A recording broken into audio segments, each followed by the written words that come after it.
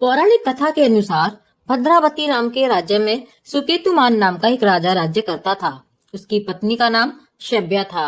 राजा के पास सब कुछ था, लेकिन उसे एक संतान की कमी थी। इस बात से राजा और रानी दोनों ही बहुत ही उदास और चिंतित रहते थे।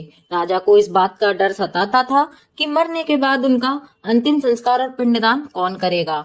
एक दिन राजा ने दुखी होकर आत्महत्या करने का मन बना लिया। हालांकि इस पाप के डर से राजा ने बाद में यह विचार त्याग दिया, लेकिन इसके बाद से राजा का राजपाट में मन नहीं लग रहा था, जिसके कारण वे जंगल की ओर चले गए।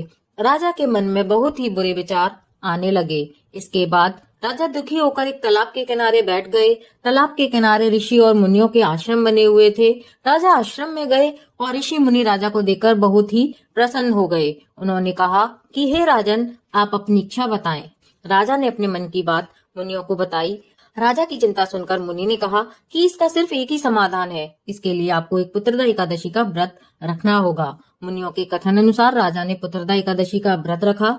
इसके फलस्वरूप रानी ने कुछ दिनों बाद गर्भ धारण किया और 9 महीने बाद राजा को पुत्र रत्न की प्राप्ति